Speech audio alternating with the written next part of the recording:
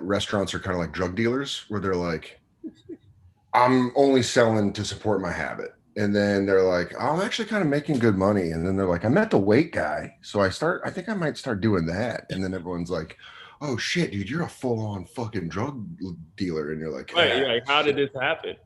shit. And I think that's how it happens with general managers. Dude, you're the best busser, and they just move you to server. You learn to fry. You just keep moving up, dude. I don't even know what they do, if I'm being honest. Set the schedule. Yes, that is all the power. I heard Adam Carolla talk about that on a very old Love Line, but it was very true. He was like, most restaurant managers are gunning for the ability to make a schedule, because then that's their true power. That is true power. Well, I bet the big nut is a district manager. Those people are miserable. I think that's two in the game. No, but I'm saying that's where I think you want to get, because you're probably making 200, 300,000 a year. I worked for a company called Be Our Guest, which was like a major restaurant conglomerate in New York City from like 2005 up till probably like 2015, maybe. But it owned like 9 major restaurants that were all like super popular at any different times. There was like Ruby Foo's, there was Dos Caminos, there was like Blue Water Grill, like all these major restaurants.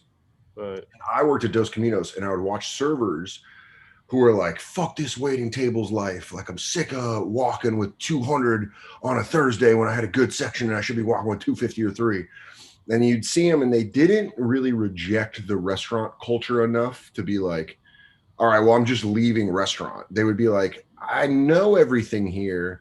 Let me become a manager. And then you would see them get into the manager life, and they would either be like, yo, fuck this, and they would just get out of the restaurant life, or they would start going deeper and deeper until all of a sudden I would see them like 3 years later, and I'm still fucking waiting tables, lunches at Dos Caminos, and they're like, I'm actually the beverage manager. And you're like, oh, dude, you became indoctrinated into the lifestyle. And it's no fault of their own. I understand that path, but I think that's how it happens. I think they get indoctrinated. Yeah, I saw that with like salespeople at gyms, where they do it for a while, then all of a sudden they're like, hey, where you want to go out to eat? And like, if I asked you if you wanted to go to Denny's, would you say yes? And you go, are you selling me? Yes, dude. Like, whatever job you do for a long time, it's so weird how that can pop into your fucking personality. Yeah, I mean, I was thinking about it. Comics do it all the time, where we don't take anything seriously. And then it's like, it's fun when you're at a comedy club or you're on a podcast, but I'm sure there's a lot of people that work for Delta that don't like the fact that comedians are like, oh, am I going to get upgraded? And they're like, all right, dude, stop doing your job right here. Motherfucker, this is a full flight. I think, but the weird shit, so I get it all the time when someone's coming in and you're like, how many in your party or whatever, like, oh, 50. Like, there's so many people who want to be comics that aren't good at it. I think that's what brings us together, is you being the staff at, in my opinion, it's my favorite club, and I think the best club in the country, at Portland Helium.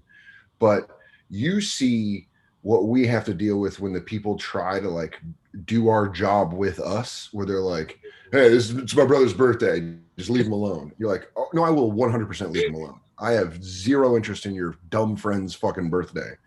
Oh, we had someone host for Felipe Esparza, who was asking like, hey, is anyone's birthday in here? I wanted to like throw glasses at the stage. It's my least favorite thing. Yeah, dude, listen. Now they're like, yeah, and then the next comic like, woo! You're like, dude, shut the fuck up. And then what's crazy is by the time that your headliner gets up and those people are so drunk and in their own shit because they think people give a fuck about the day they fell out of their mom's twat, they immediately yell out like, you'll be in the middle of a setup and they'll be like, it's her birthday. And you're like, why do you think I care? Like, why? I think it would be an interesting study. I would love to ask like older comedians, like a Dave Attell or someone that's been around since the 90s that had, you know, a long career pre-internet or pre-social media. I wonder if it was more or less obnoxious about the birthdays. Like, I wonder if pre-social media, if people are like, it's my birthday, but who gives a fuck? It's like, my friends care. Or if they were more like, I have no way to announce this on social media, so let me yell at the comedian, it's my birthday. I really would like to know if it's better or worse since social media, because I've only known it since social media. And my thought is it's probably got a little bit to do with people going online all day getting like happy birthdays. And then they go to a comedy club and someone's talking and they're like, but it's about me today. Right. When before you would never tell anyone ever. Yeah. I think I could almost argue that it would come down to the person, because I'm a person that doesn't give a shit about other people acknowledging my birthday. Right. I care more about spending that day the way I want to spend it, more so than people wishing me a happy birthday. Well, I'm trying to think if any other job or any other entertainment venue, I'll say, is because I'm trying to think of even, I don't want to put them down, but going to like the circus or some shit. I don't even think they do birthdays. No, dude, that's how you know, You know what I comics mean? are the lowest. That's how you know comics are the lowest level of live entertainment. When even the fucking circus is like, dude, we don't care if it's your birthday. Right. And we're like, you know what? We make sure you check in with everyone and tell them that it's your birthday here. Well, I've been to live wrestling events, and they usually have people come into the little ring. So I guess that or above that. Yeah, man, I don't know. I think comedy is a weird thing where it is a conversation and it is supposed to be funny, but people still do treat it like, hey, clown. That's the one that always gets me, is when you go in there like, you gonna be funny tonight? And you're like, that's all I've been thinking about all day, right? Like I don't need your added pressure. I'm definitely worried I'm not gonna be funny.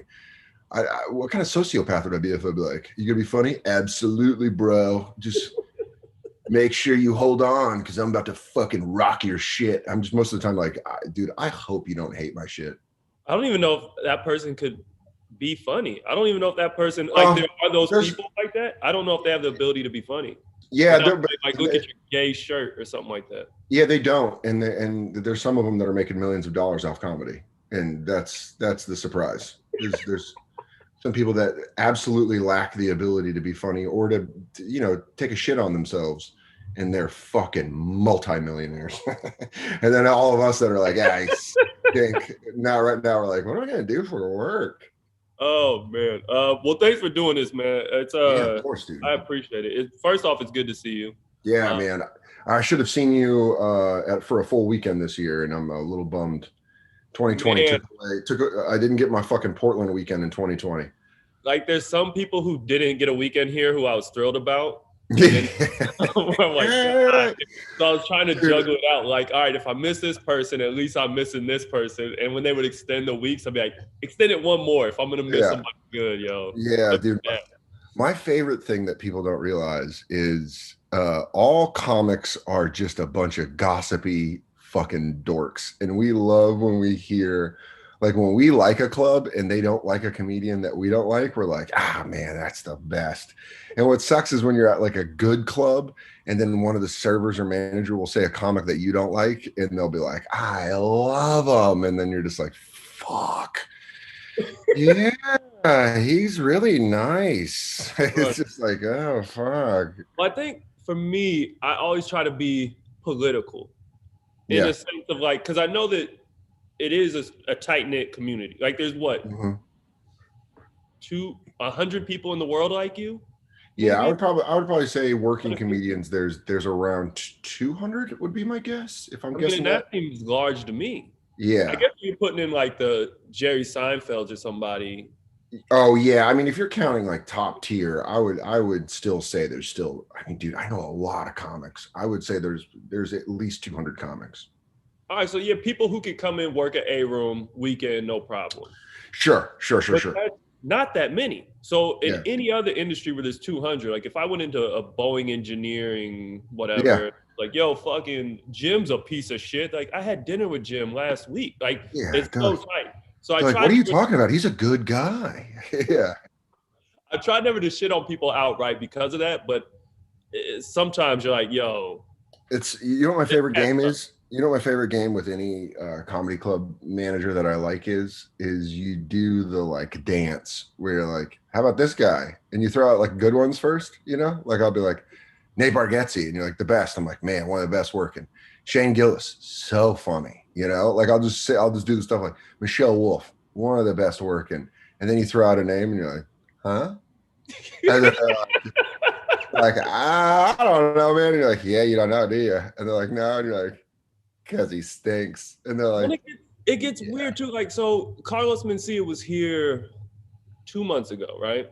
Yeah, that dude moves in the shadows now. That dude straight up moves in the shadows. Like that guy, Rogan fucking fatality'd him.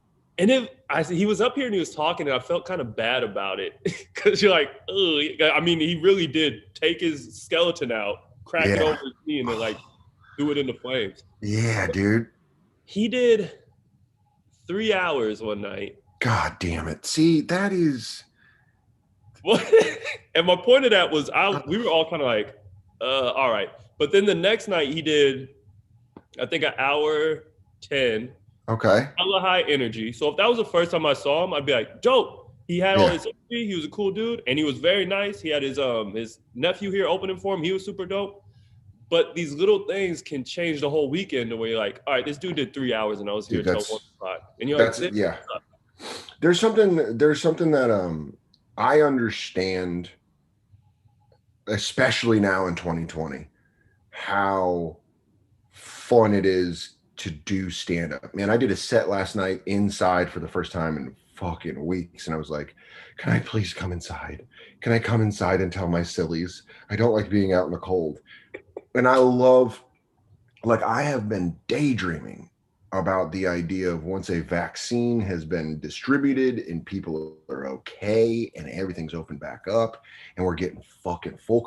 Like, I am fucking daydreaming about that first weekend at Portland where I get to fucking get a full, you know what I mean? Like waking up to do press, trying to sell out, like trying to get the full room and then try to have a great show. I truly daydream about that. But where it stops is when you understand that you guys work there and you're not there to watch us do fucking 3 hours. Like I've had friends of mine who do 90 minutes that I've had to tell them like, yo, I'm going to tell you because the staff won't tell you this at any club you go to, but you're a fucking prick. Like keep the show. If you're Louis C.K. and you're doing comedy clubs and you're doing 90 minutes, fine. Right.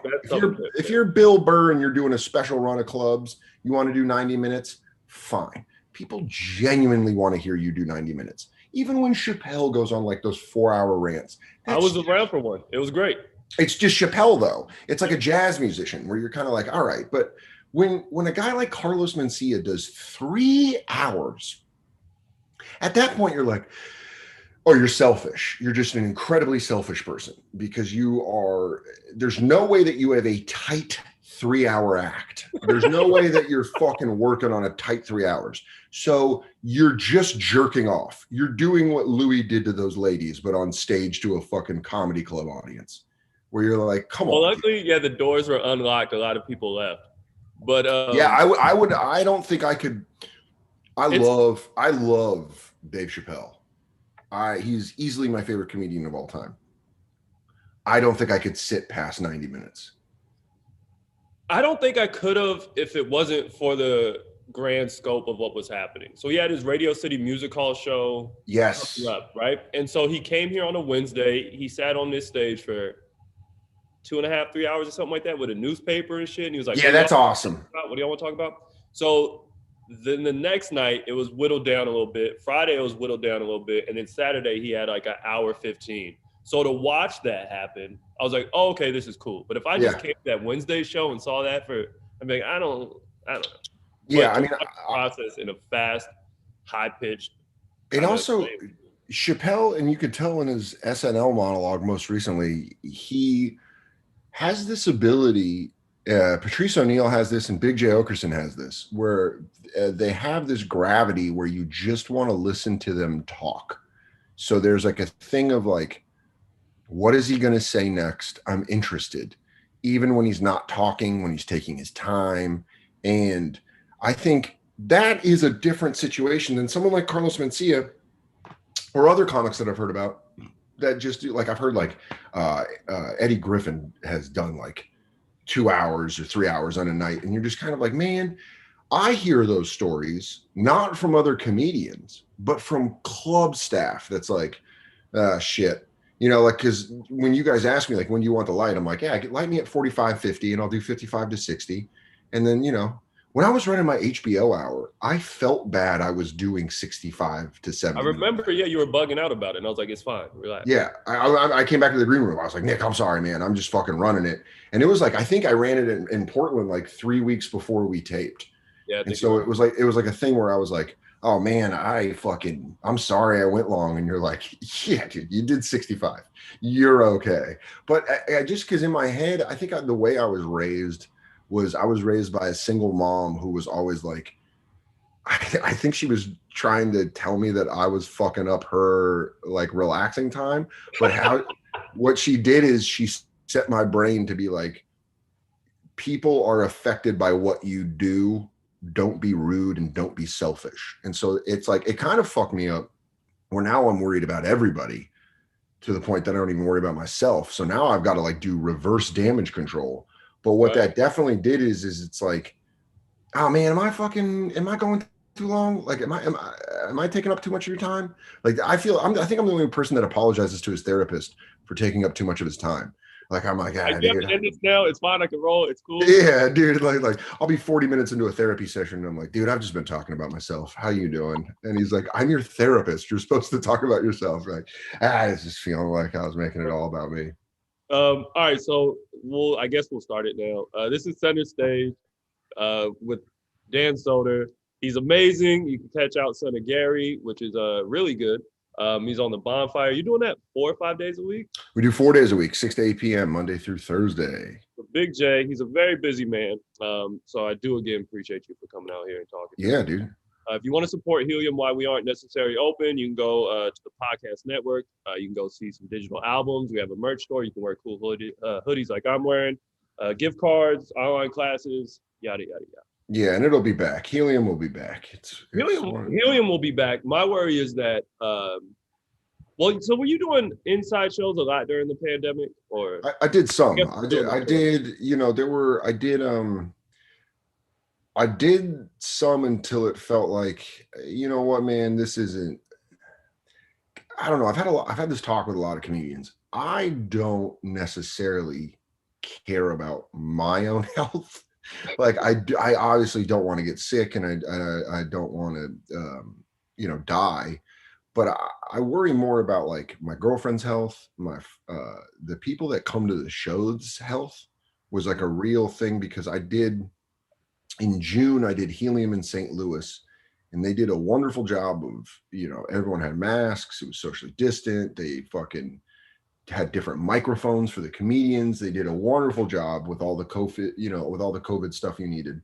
And there was one night on stage where I said something and I saw spit fly out of my mouth. And I was like, maybe this isn't the best decision right now. And I think it just kind of affected the way that I wanted to go on the road, where I don't want to go to places that are fucking going nuts. I wanted to stay in places where I felt I had the best opportunity to do a safe show in the best way possible. So if Helium Philadelphia did an awesome job, I did Helium in St. Louis. I did the Comedy Connection in Providence, which did a wonderful job. And, those guys, Corey and Dave, were awesome enough to be like, listen, man, you had a whole weekend in March that was sold out that obviously got fucking blown up because of COVID. We can give you 10 shows and we can give you that March money. And I was like, man, cool. that was like one of the greatest things I've seen a club owner do, was be like, why don't we give you what we were supposed to pay you back before the pandemic if you just do an extra weekend? And that's fine with me because Providence is drivable. I started avoiding places I had to fly because I think like that was the main thing. It was like Big Jay and I talked about it and we're like, all right, if you have to go, like he's working in Austin, but he's working at the Paramount Theater, which is, he's not going to see anybody. He's going to go in the back door and leave and do the show. And they're spaced out. I think it's quarter full at the Paramount Theater. So there's going to be a ton of room between people. It's a big theater. It's possibly my favorite theater in the country. I really want to do a special there. And I've always wanted to do a special there, but that's the only gig Jay has taken flying. And I think the last gig I took flying was St. Louis in June. And it's just about, I don't know, man. I just don't want, I couldn't have that on my conscience that someone would go out to see my show, unknowingly get sick, take it to their family, and then their family gets sick, and it's like, oh, you didn't even get to see a worked out hour. You got to see a bunch of premises that I was riffing on. Like, you didn't even get to fucking see the thing. So I don't know, man. I understand comics that need the money. I really understand that. I really, really get that. And you know, I wish I could help out more with a lot of those guys, because I feel like after the 2019 that I had, I was very, very lucky to be in my position with this shit hitting. I think there's a lot of really fucking funny comedians that are in a tough spot, you know. Like I'm buddies with Brendan Sagalow and guys like Mike Feeney, Mike Cannon, and there's like Sam Evans and Carmen Lagala, and there's just like a lot of funny people that are in this tier that I wish I could be like, man, I wish I was big enough to take you. Like watching Nate and Bert Kreischer do those drive-in movie theater shows, it's like, man, I wish I was that big, because then I could just take a couple of these people on the road and kind of help them out a little bit. But I'm you know, I was just starting to sell tickets in clubs, so it's this weird position where it's like, I don't want to make moves that hurt anybody, but I also really fucking miss stand-up consistently. I really fucking miss the road. I really fucking miss having a Saturday afternoon where I go get, you know, the best barbecue or whatever they got in that town. And then I go back to my hotel and have a 90-minute conversation on the phone with Wolf about bits that we're working on, and then go do 2 shows. Like, I actually miss the lifestyle, but I've seen people that are kind of doing it recklessly, and I wouldn't be one to be like, how dare you? Because they probably have their own motivations, but I just don't think that's for me right now. Well, I agree with you. And I think that there's some people who are right on that. Like, I know Sam Evans, hilarious dude. He opened for my man Shane when he was here. Yeah, he's so fucking funny. And he's got a great album out that people should definitely go check out. If you're listening to this, go download Sam Evans. He just released an album last year. He's so fucking, or he released it this year. He's so fucking funny. But like, people like him are right on that tier of being able to headline maybe an off night or something at a club like Helium. And if like, yo, you want to come work this weekend? It'd be hard for me if I was him to be like, no, fuck yourself. Yeah, and I think that's going to be the ones, you know, that's like, those are the guys that kind of have to go out there while it's still hot, you know, because it's like, again, I was very, very lucky to get my fucking HBO special out before the pandemic hit, and before, you know, I was actually able to promote it the right way and go and do it. And I think, you know, we all got to kind of take this time is to learn, like, well, what can we all do better? That's the way I'm looking at it. And I'm looking at it like, man, I haven't been able to be a human being in fucking 15 years. I've just been doing stand-up every night. I've been fucking only thinking about comedy. I've rarely thought about myself. That's why I had to get into therapy. That's why I had to get into like a lot of things, because it was like, I love stand-up, but it can become all consuming. And then it's like, when you see comics that don't have premises that tie to real life, you're like, oh, dude, you're just doing comedy. You're not living. I heard Bill Burr one time on his podcast say a great thing where he was like, you got to put yourself, as a comedian, you have to put yourself in uncomfortable situations, because that's how your sense of humor reacts to it. And I feel like I was not necessarily avoiding awkward situations, but I think I was avoiding being a person. I was avoiding being a human being, and like avoided being who I am, because I had put so much into stand-up comedy. And this was a real moment to be like, okay, let's go clean the garage, you know, in my head. Let's go fucking clean out the attic in my head and see what's going. And I think, again, financially, I was lucky to have the Bonfire. I was really, really lucky to have the Bonfire, both financially and creatively, because it kept me sane. Like Big Jay and I are able to do the show in a way where it's like, oh man, I still have Jay, you know, even though we can't go to the studio, can't do our live shows, we can't do a lot of shit. I still have that friend that's going to make me laugh about fucking dumb shit. And, you know, stand up in 2021 will hopefully be back sooner than later. But I think I'm very lucky to kind of have this moment to be like, all right, well, who the fuck am I as a person? Because I think inevitably that's going to make my stand up better when I come back in 2021.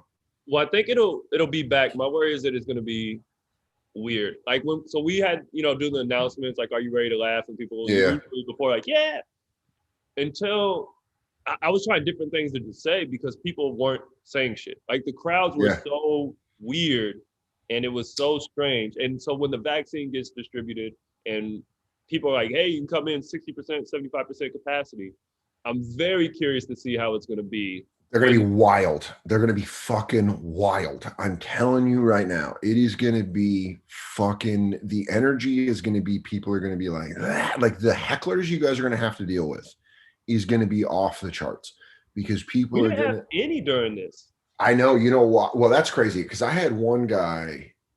I had a show in Philly that I had to kick, but it was a drunk lady that was just like, she would have been a problem pre-pandemic. Right. She was drunk and she was just having conversations at the table, but it's like spread out. So it looks like, it's like, dude, I see you. This is like, I love that aspect. Yeah, because you would normally you have to kind of search a room to see who's talking. Yeah, you'd be like, who's talking?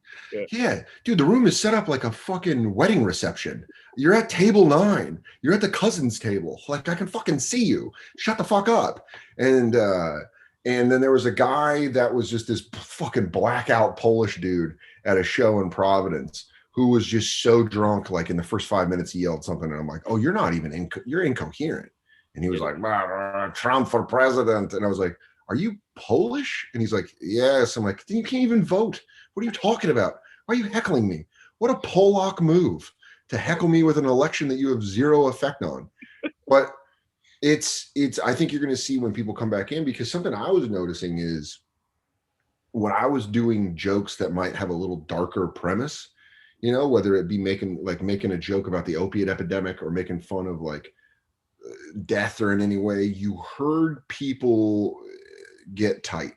There were 2 shows in Providence out of the 10 that I was like, what time were they doing the shows? They were doing them regular, man. They were doing like an 8 o'clock and 10 o'clock, but I did 2 shows. This was shit, a couple months ago. I would even say it was over 3 months ago. I mean, I've lost track of time. So it was in October.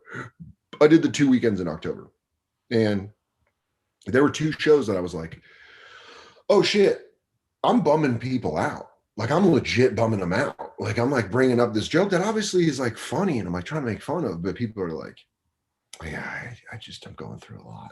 And you're like, yeah, we all are. Man, I'm sorry, we all are. And it's like, people still want to go to comedy to escape, but at the same time, they're carrying in all those things that they're thinking about into the show. And it's kind of hard to leave that at the door. You'd have to be a real sociopath to fucking just leave it at the door and be like, what's up? Dating is weird sometimes. And comics are inevitably going to talk about COVID. We're going to talk about being trapped indoors because that's what we've been going through for the past fucking, 9 months.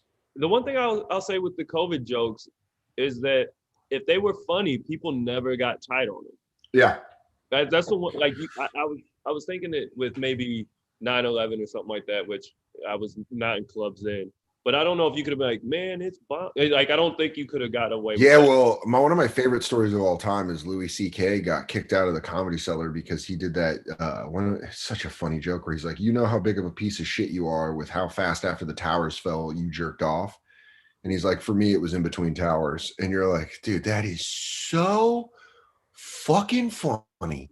And he got kicked out of the cellar. That's the story, is that he got banned from the cellar for like a couple weeks for that joke. Because in New York, I guess you couldn't joke about it. But yeah, like if it was a funny COVID joke, and I mean, even close to like talking about death, I don't think people, and I don't know if it's because it's been such a prolonged weird thing, but people are really cool to laugh and like go open with shit here. Yeah, it's been like it depends on the audience, because there's some audiences where you're just like, oh fuck, man, this is fun. We can just talk about what you guys are down for, whatever. And then there's some audiences where like, hey, are you guys okay? Am I bumming you guys out? What's going on? You all right? And they're like, I just, I don't want to talk about heroin. For you, what's the perfect audience? I think it's people that I have to win over, but then reach a level of comfort that it feels like we're all, like we're a group. Like a house cat? Like a house cat. Like you gotta fucking, like at first they don't trust you, and then they're like, all right, and then they start bumping up against you and purring, and you're like, all right, I got this, and then they start laying on your lap. Like when you, I think my favorite shows are when there's a familiarity with us in the audience, even though we've only known each other for 50 minutes, where there's kind of like, I think what I love about Portland Helium is that it's a club where everything feels very comfortable. You can just, you can go downstairs and there's a dispensary, so you can buy like a joint and smoke it and have a coffee. It's just like, and then just step out on stage and be like, ah, cool, man. Also, what I love about it is I know that, with people like you and the other staff there, that they're gonna go for fun shit. Like if I have an idea, it's like, I remember this was 2017 or 2018 when, I think it was 2017 when Louis was doing the Rose Garden. Yes, I think it was 17. And he was in town, and Joe List was with him. Joe List was opening, who's one of my close friends and one of my favorite comedians. And so Joe was in town, and he was like with Emma Willman and Todd Glass, and they were like, hey, we're gonna go to this arcade show. And I went to the arcade show, and Louis was there. And then on Friday, that was Thursday night. Then on Friday night, they're like, hey, we have a 7:00 show, but then we're done. And I talked to you guys, and I was like, hey, listen, instead of me headlining, would it be cool if I just MC and then I do a lot of time in between the comics? And that ended up being such a fucking fun show. I mean, aside from Todd making me run his cues and damn near breaking my fingers, it was one of the shows I've ever been a part of. Yeah, dude, it was great. And we had the host did a 5-minute set. The feature did a 10-minute set. Then Emma did a 10-minute set. List did a 10-minute set. And then, Todd Glass did like 20 at the end. And it was fucking so much fun because it was just, that's what I kind of love about comedy is like doing a thing that you're like, well, I didn't expect that, and I know there's people that are like, I wanted to watch you headline. And it's like, oh, cool. I'll definitely be back. You just got to see a different show, or come to Saturday night, because Saturday night shows were just regular shows. Well, I think is what sticks in me and the most jealous I have, or the most jealousy I have about anything, is clubs like in New York and LA. That happens a lot more than it does here in Portland. Like that spontaneous, whoa, this is fucking happening moment. Yeah. I mean, amazing, but it sounds like you're with it too. Or are you like, I'd rather. It's funny, man, like depending on what I'm working on, the drop-ins were really like, man, I remember getting fucking bumped for Chris Rock when I first moved to the city. And I was like, this is the fucking coolest. Like, man, one of the greatest of all time just bumped me. And then now if I have like a new bit and I go to the cellar and I see Rock there, I'm like, son of a bitch, you're not going to be able to go up. You're like, yeah, fuck. And then I just start like texting other clubs, like, hey, can I come do a guest set? I got to, like, I'll text, if I'm at the cellar, I'll text New York Comedy Club, be like, can I walk over? I got to try this joke. And I think that was one of my favorite moments of realizing I was a comic, is when, Chappelle or Rock or Seinfeld shows up and you're like, ugh, all right. Here goes another genius. Yeah, great. I get to fucking watch one of my heroes. I told Louis C.K. that one time. I was waiting to go up and Louis came in, and Louis was like, is it cool if I go up? And I was like, yeah, what? Of course. Why would I fucking care? But then I told him, I was like, man, this is the only job where you walk into work and one of your heroes is sitting at your desk going through your files, where you're like, are you working on the Robinson file? And he's like, yeah, I was just going to go through it. And you're like, yeah, I was going to work on that today, but man, I love everything you do. So go ahead and take a look at that dossier. I'm watching them through your office. Yeah. Just if you're at your desk and then Chris Rock just has like a picture of your family face down and he's just at your computer. He's like, yeah, I'm going to do these your reports. And then you can get back at your desk and you're like, yeah, I was going to do those reports, but I'm sure people would rather watch those reports. Well, do you think the audience is so that weekend you were here and Louis C.K. was like rumored he might show up? Yeah. There were 4 or 5 people that left pissed off because Louis wasn't here. Yeah, that's fine. That's whatever, man. That's like, you know what that reminds me of? That really reminds me of this story where, fuck, man, this was easily 10 years ago. I was with Giannis Pappas and we were drinking after a show in the West Village. And I wasn't even working at the Comedy Cellar yet. I think I was working at CB's. in like the Village Lantern, and we were drinking, and my buddy was with us who wasn't a comedian, and we were all fucking hammered. And we were walking to the subway. We were walking to the West 4th Street station, and we we're walking by the Blue Note.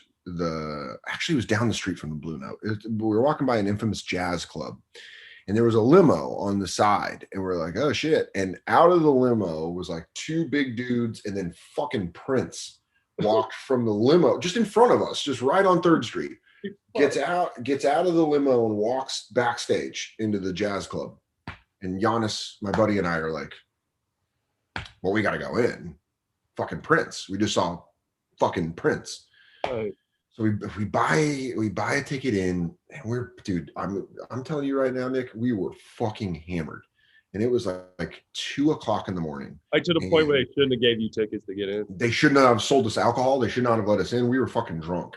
And I kept coming out and smoking cigarettes, and we're watching, and we're drinking, and it gets to like 4:30, and I have to wait tables at 10 in the morning.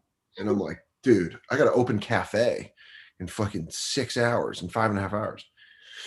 Finally, I'm smoking a cigarette outside, and I'm like, to the bouncer, I'm like, yo, man, is Prince going to play? And he goes, hell no, man. He's just here to see his drummer. His drummer's in the band. And I was like, fuck. I was just like, oh, fuck. And I go inside and I tell Giannis and my buddy, I'm like, dude, Prince ain't playing. He's just here to watch his drummer. And we all went home. And I will tell you, that was single-handedly the most hungover I've ever waited tables, where my general manager, this awesome woman named Lisa, was like, hey, walk away from me right now, because I can smell the whiskey coming out of your pores. And I had to go do that thing where I smoked a cigarette, so I covered myself in the stench of cigarette smoke so they couldn't smell the fucking whiskey coming off me. But that is the same situation where it was like, we were watching that jazz band being like, when's Prince gonna go up? And it's like, he's not. And you can't be mad at the band. You got to be like, yeah, shit, whatever. There was a time Cat Williams came to an open mic here and was watching it. And it was one of the weirdest mics ever, just because people in the crowd were like looking back at him and not watching the show. Yeah, see what he's laughing at? Yeah, and all the comics were like peeking out, like, oh, is Cat laughing at? Like, he's one of the funniest guys of all time. Cat Williams is criminally underrated as far as how fucking funny he is. Like, he is, my God, dude. And if he's in the room watching you, that's gonna lock up not only the comedians, but everyone's like, oh shit, is he gonna? Like, it rarely happens here where we have something like that happen. But now that I think about it, I'm not jealous it happens, because it was one of the weirdest fucking nights. Yeah. When Cat Williams was here. The whole dichotomy of the fucking room.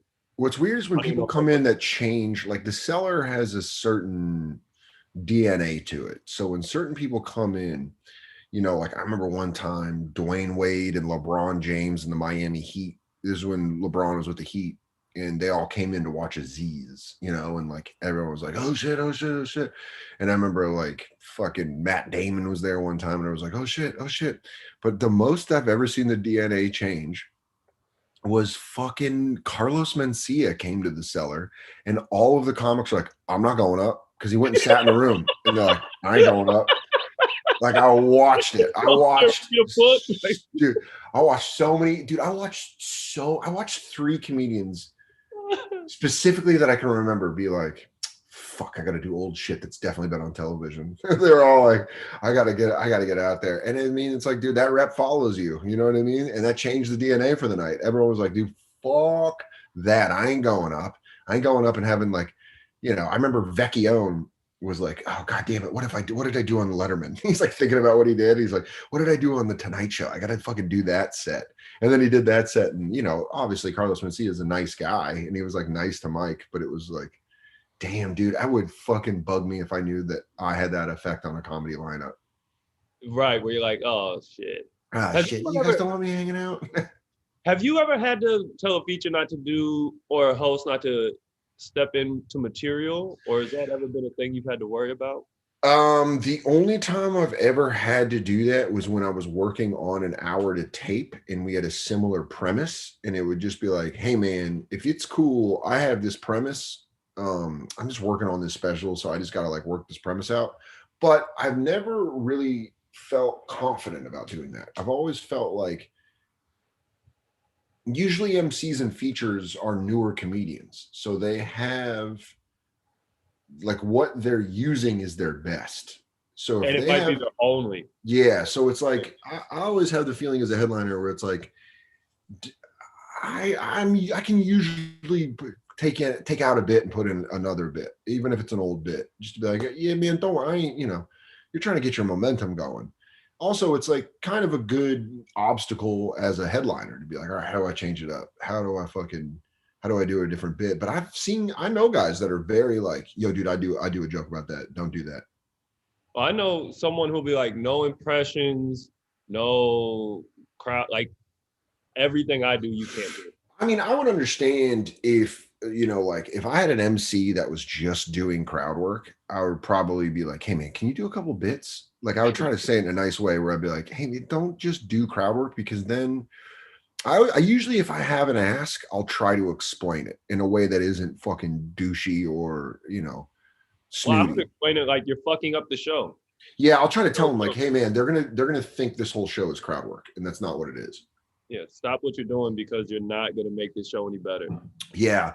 It's also like I understand when older headliners when I was featuring would be like, hey, don't, there was a comic that told me not to do a joke one time that was like my best joke. And I was just like, okay, like, fuck it. I won't have as good as a set, but I'll find a way to get around it. Right.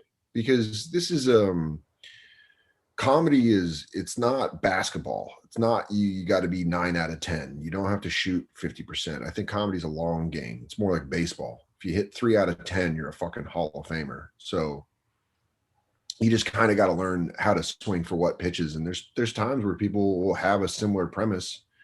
Like, man, I used to do a joke about it was on my Netflix half hour, which I never liked. I didn't like that. I thought I had a couple good jokes on that half hour, but I really didn't like the way it came out. But I had a joke about Netflix and getting broken up with right before Making a Murderer came out. It was like that weekend it came out. I got dumped and I was snowed in because of a blizzard. And for about a year, Shane Gillis was featuring for me on the road. And he has a fucking brilliant bit about how he looks like the guy, or he looks like the guy from Making a Murderer. Oh, yeah. And it was one of those things where I was like, well, I don't give a fuck about my joke. I already taped it. So I was like, it wasn't a thing where I'd be like, hey, we're doing the same joke. I would be like, oh yeah, fucking do your joke. I don't have to do mine. Right. Because I like yours better. Most of the time, if someone has the same joke, I'm like, I'll probably like your joke better, because most of my jokes I think stink.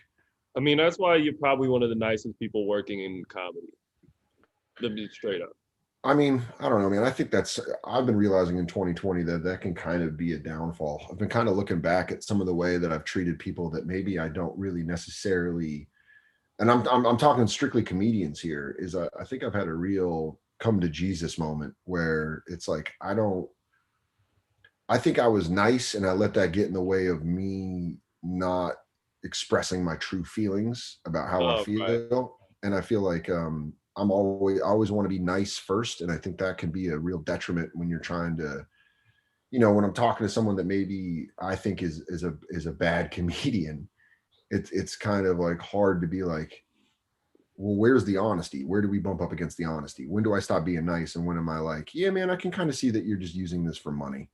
Like, I don't like that. Like, when I see a comedian that I think is not in comedy for the right reasons, like, that pisses me off more so than someone running a light or something. Have you ever had to be honest to like a club? Have you ever had to come into that? I don't know. Let me ask this first. For you, walking into a club, what makes that place not good? What makes that place? No green room.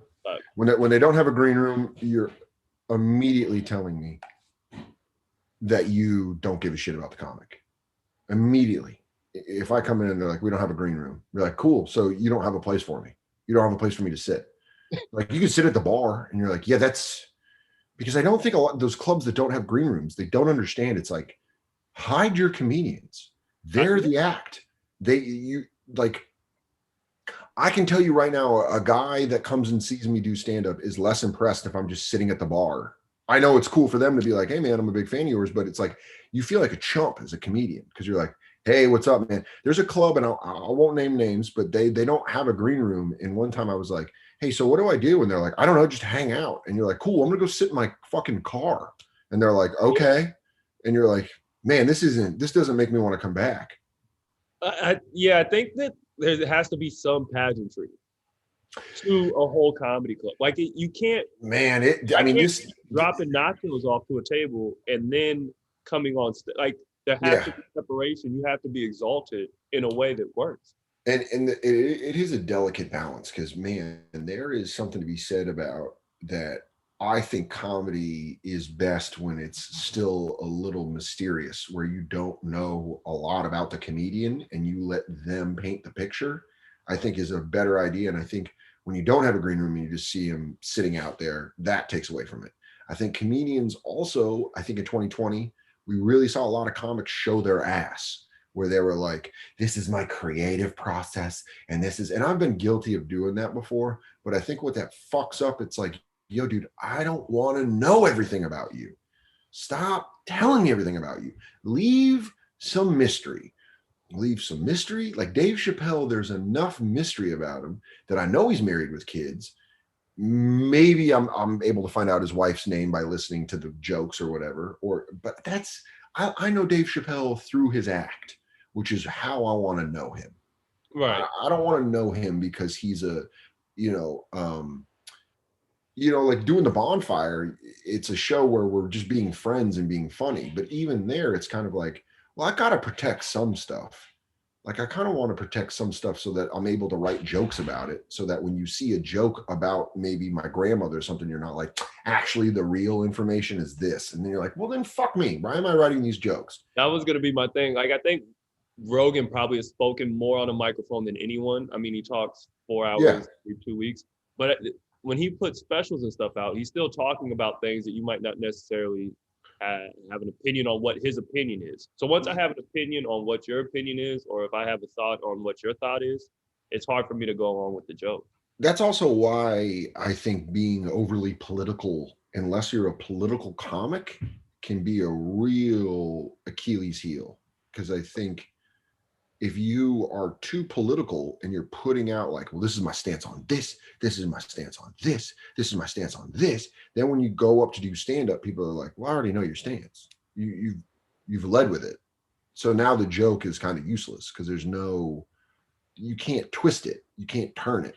Unless, again, you're a political comedian and you understand that whole world, and that's where you fuck around, then go for it. But I've seen people recently that have kind of gotten a little too political, where it's like, it's gonna be weird to watch you pull back. It's gonna be weird. It's gonna be weird to watch you pull back and be like, man, dating is what's going on with Seamless, huh? It's like the app just drops. It's like, shut up, dude. I already know too much about you, and I don't fucking care. All right, so we're gonna do this thing where we're gonna rate each Helium 1 to 7. So not 7, 6, 5, 4, but 7 being the absolute best. You couldn't change anything about it. 1 being, if I ever even hear that place's name like mentioned again, I'm gonna fucking yoke. Like I don't. All right. So this is gonna get honest, huh? We're getting real honest. We'll get honest. We'll start off with Philadelphia. I put that as a 7. That is, outside of Portland, one of my favorite clubs in the world. I love Philadelphia. It was the reason I did my first hour there. I love the fans there. We were talking about what makes a great audience. And in Philadelphia, what I like about them is you got to win them over. Boston too. You got to fucking win them. And when you win them, they go with you. But if you come with some half-stepping shit, they're going to make you feel it. Right. And have you came with some half-stepping shit in Philly before? Yeah. The last time, Shane was with me. Shane Gillis was opening for me, and we drove back to New York that night. And I was like, "Man, I fucking suck. And then, the next time we went to Philly, it was like, "All right, I'm fucking locked in." And even Shane came by and did a guest set, and he's like, "Damn." He's like, "You got that hour tight." And I was like, "I ain't fucking around in Philly anymore." Oh man, and we'll go Portland 1 to 7. 7, my favorite club in the country. I think everything about it is perfect. I think I love the mix of liberal and conservative. I love that you get rural and city. I love that everyone there is down to have a discussion at least. I find Portland to be a city where it's like, yeah, what do you want to talk about? We can make fun of it. Also, you guys are very good at making fun of yourselves in a way that isn't like San Francisco. I love the punchline. I fucking love it. Right. My problem is with the San Francisco audiences, because it's became less Bay Area residents and more tech people that have came into the Bay and don't like being made fun of for fucking up the culture of the Bay Area. Right. So I don't like that. I don't like that specific aspect where it's like, hey, my family's from here. Fuck you for what you did to it. If they were like, hey, what, all right, we're assholes, then it's a different situation. But when they're like, well, I don't think we did that, and you're like, fuck you guys, you fucked that up. Right. But Portland is a place that I love to come because it's like, again, I can completely relax, which is one of the hardest things to do on stage, is just completely relax and be yourself. And I find myself very relaxed at Portland. You just got to stop that. You just got to stop that dude that's fucking gets those pictures signed. That guy goes. I had to have a real. He went to someone's hotel. I know. I heard. So he was outside 3 weeks ago, and I went up to him like almost a mafioso. Like, look, man, I don't care if you're here getting pictures. You don't have anybody, but if you ever show up to someone, not coming in and out this building, I almost threatened his life. Yeah, because you're like, because that it fucks up your guys' great club. And again, it's like, you don't know if this guy realizes how creepy he's being, but you legitimately freak people out, and that will stop them from coming back to Helium. Like, if I gotta buy this man a suit and a haircut, that's make it better. Because he's I've heard he's shown up at the airport before. That's crazy. And I think so. I think I've seen him at the airport. There's not a signature in the world of any comedian who's not like George Carlin right now. Like, if I got his signature somehow right now. Yeah. So, I hate the dude. Yeah, tracking flights is crazy. That's a little much for a guy that was on an MTV. Conversation with him in the cold, my breath is coming out my mouth. Oh, dude, that's so great. That's so great. But I definitely go Portland Helium 7. And then St. Louis.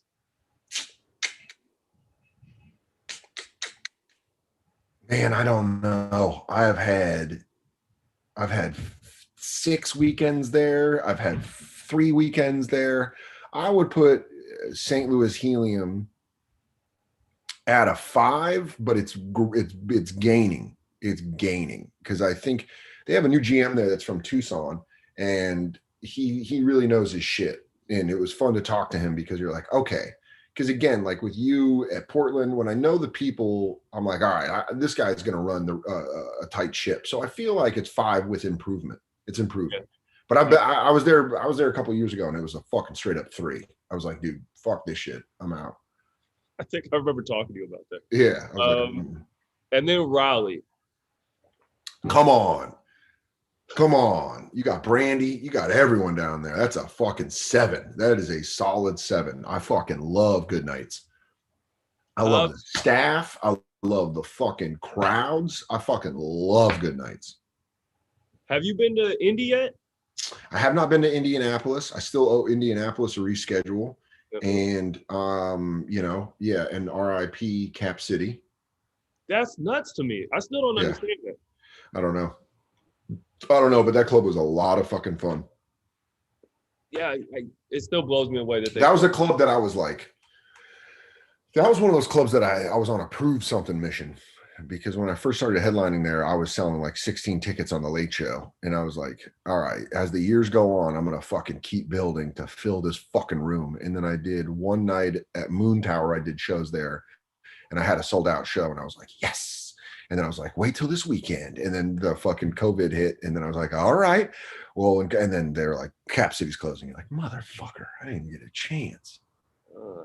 I mean, maybe we'll see what happens. Yeah, we'll see what's going on in Austin. But I love Good Nights. And then have you been to Bananas, right? 1. Straight up 1.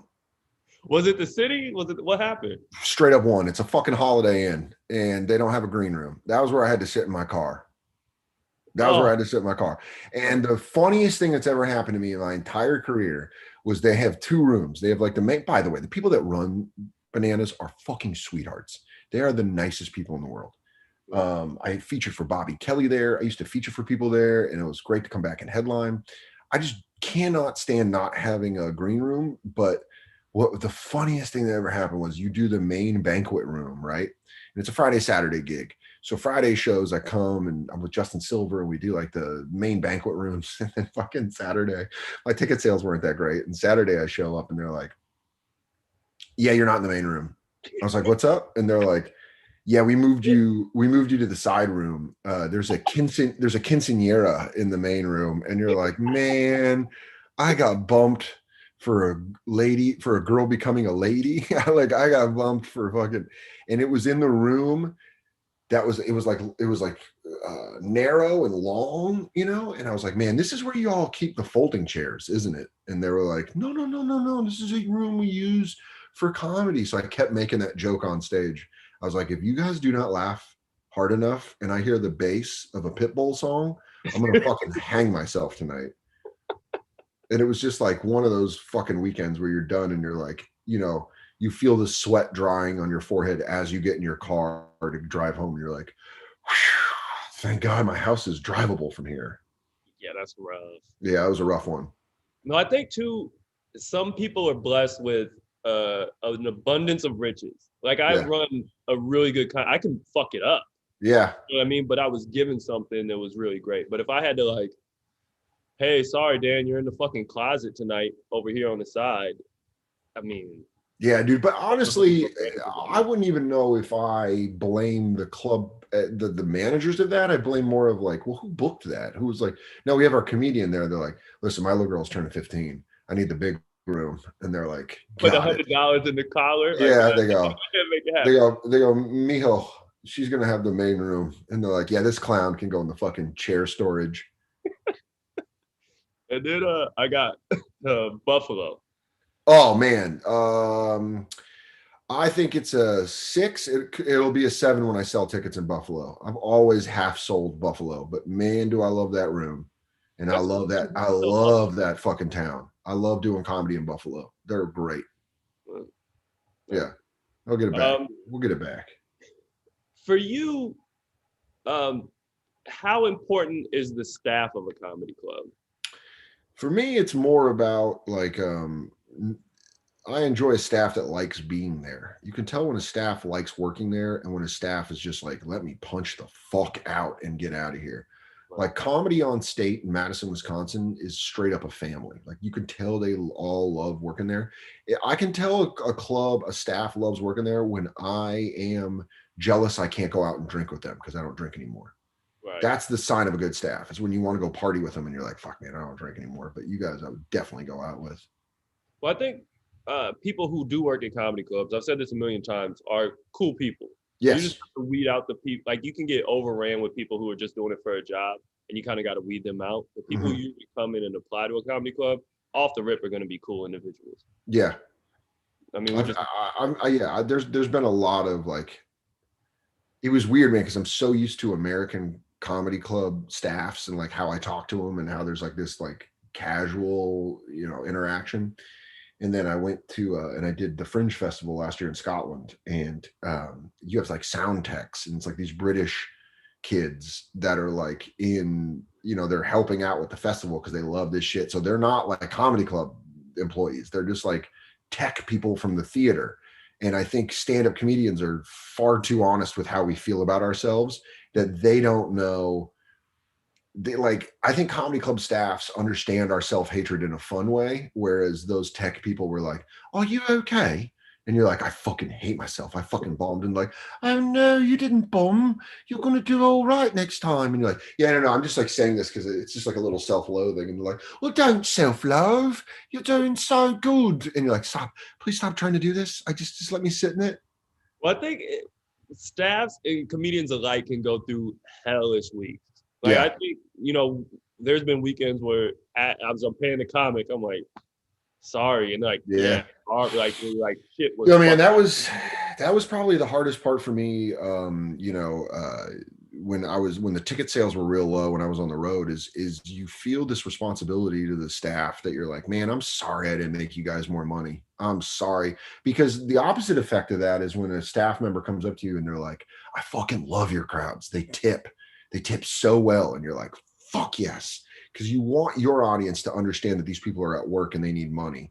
you know, you want them to be like, hey guys, fucking hook these guys up. Because you don't want stingy fans. You want people that are going to hook up the crowd, because then the staff of the club is like, man, this guy's funny. His crowd tips. We're fucking having fun. And then it just becomes, like I said, that fucking kind of casual hang. Well, I've said it a million times. For me, it goes comedian, staff, customer. Like, so if the comic coming in there happy, my staff is coming in there happy. If the customer's not happy, that's on you. Like, I don't know what to tell you. Yeah, like we're setting it up so you have a good experience. If you don't have a good experience, you brought that in yourself, and I understand that. Yeah, for sure. Have there ever been a staff member at a club that, I don't know, was memorable in some way, or someone where you're like, what the fuck is going on with this person? Oh yeah, like I've met some pretty crazy wait staff people where you're like, what's up? And they're like I've had waiters be like, oh, I have a joke for you. And you're like, no, not at all. What? Yeah, it was like this club that's closed down now, but they were like, came in, this guy was just like, I think he was an alcoholic. And he was just like, you should do this bit about this. And I was like, I'm not going to do that. And he's like, it's a good bit. I've seen your bits. You should do this bit. And you're like, who are you, dude? Who the I gotta fuck get are this you? info because I want him to work here just so I can bring him into the green room. It'll be my crazy. Like, hey, Dan, he has some pretty good bits. Like, well, let me tell you a couple bits that he was. It was crazy. But also, I think I like the staff where I, you know, when I get to know it, like you and Brandy and Raleigh, and there's like people that I go that I'm like, man, I'm excited to see this person. I'm excited to talk to them about random shit. I'm just excited to see them. Yeah, I got to break your heart. Brandy's not at Raleigh anymore. Son of a bitch. I got to text her. I didn't want to tell you the first time when you brought it up again. I had to be honest. All right. Well, I'm going to text her that I'm upset. Yeah. Son of a bitch. Well, Raleigh's down to a 5. But good that job, does Raleigh. Into a segment I have called Stories I've Heard About You. Yeah. So I'm going to tell you this story that I've heard about you, and it'll lead into a question. Okay, great. Right. So while at a state fair, you told someone that you were giving them your bowl as a gift, but later went back on it because you realized you wouldn't have anything to smoke out of. Yeah. For you, how important is like substance acceptance, for lack of a better term, at a comedy club? Very important. I'm going to smoke weed. I've gotten to the point now where I was always blown away with Pete Davidson, because I'd just go places and be like, yeah, Pete just like set off the fire alarm. He was smoking so many blunts. It's like, then why am I walking down the street and hiding behind a dumpster to smoke a fucking pinner? Like, why am I hiding? I'm just going to fucking smoke weed in the green room. And your story, once again, is a Brandy story. And I told her I was going to, no names, man. I told her I was going to give her the bowl, but then I wanted to get, what happened was I realized my flight on Sunday was much later than I thought it was. And I usually book my flights first thing in the morning on Sundays, so I can smoke weed after my set at the club and then just leave my pipe in the green room and be like, yo, whoever wants my pipe that I bought at this head shop, you guys can take it. But I had to pull back because I was like, oh, I have to wake up and smoke weed and watch football. All right, man. So, and then we end the show with a game called I'd Bet You Never. Yeah. So it's almost like Never Have I Ever. I'm going to have 3 fingers up. You'll have 3 fingers up. Okay. And my goal is to get you to drop all 3 fingers while keeping mine up. Okay. All right. So I'll start with I bet you never. You know what? I'll give a finger down on this one. But I bet you never had sex in a comedy club. God damn. Does oral count?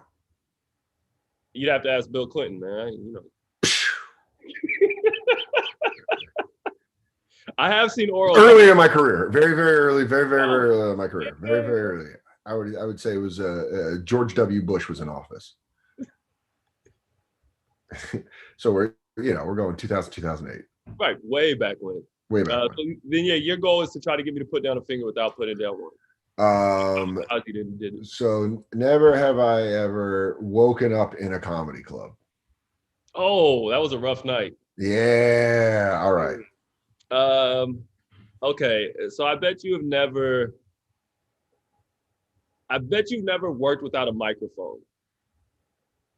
Whether power's out or mic breaks or some shit like that, and you still have to go through a whole set. Yep. Have you really? Yeah, I remember a show where it was like, I think it was in Seattle at Kirkland. It might have been Kirkland. It was a club where there weren't that many people and the microphone kept being, it was more annoying for me to talk into the microphone because of it was like breaking in and out. And it was that I finally just hung up the mic and talked to him. I think I sat down like a fucking guidance counselor. legs crossed. On the stage where I'm like, guys, we got to talk about a student that died. All right. I bet you have never thrown up in the sink behind the bar of a comedy club. Never closed. I've never thrown up here. Okay. Have you? Oh, yeah. Oh. Back in my drinking days? Absolutely. Yeah, you doing hard? I didn't know you used to drink while performing. Oh, that's the only way it was the only way I performed. Okay. Yeah, learning that when I quit was one of the hardest things. Yeah, how long did you drink before you stopped drinking on stage?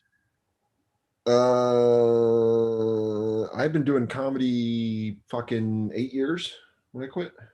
Eight and a half years. Yeah, 8.5 years, and that's when I quit drinking. I was eight and a half years into comedy. All right, we both got one. Fuck, is it on me? Okay, I bet you've never changed clothes at a comedy club. Full outfit. Shit. I'm leaving it up. I don't think I have. I think never changed full outfit. All right. I bet you have never gone to another comedy club to see how they operate. I do it all the time. Damn, really? You want to? All right. You're good. I'll go to a different city. I'll have a hat low. Yeah. Incognito. All right. So you got yours up. Can you knock me out this round? Shit, I could try. Actually, I bet you've never had anyone, and hope Big Jay's okay, but I bet you've never had anyone run up on you on stage and attack you. Oh shit! I want to drop my finger because I've had someone run up on stage, but they weren't attacking me. They were trying to come and shake my hand, but they did it too aggressively, and so shit got crazy. It was in San Diego. It was at American Comedy Company. This dude was like blackout drunk and just fucking bum rushed the stage, and I got ready to be like, am I gonna fuck this dude up? And he was like, fuck, and he was being like pulled away. He's like, I just want to shake your hand, man. And I was like, oh fuck, you're hammered. And he's like, yeah. It's the last time I had to do it was with Cheryl Underwood, and it was like a whole fight broke out, glasses and all this shit. Yeah, it's one of the scariest things in the world. Yeah, Jay getting dragged off stage was fucking terrifying, but he was all right and handled Dude himself. Got his ass beat too, you said, right? Oh yeah. He caught it. He caught it. In a crowd of fans, that is dumb move, bud. Dumb move. Man, it was great seeing you, dude. It was great seeing you. It's a bummer that I don't get to see you in 2020 for real, but 2021. We'll make it happen. Again, man, thanks for taking the time and talking to me. And I'll be texting you about Cobra Kai season 3 when it comes out. When is that coming out? I don't know. I saw there's a trailer out now. I don't even know how they're gonna how do you top? I don't know, but we're OG Cobra Kai fans. Now everyone loves it on Netflix, and me and you've been loving it since YouTube. If you didn't pay your $5 a month on YouTube, I don't even fucking look at you as a real Cobra Kai fan. Hell yeah, Nick. Good seeing you, dude. All right, good to see you, man. Peace. All right, later.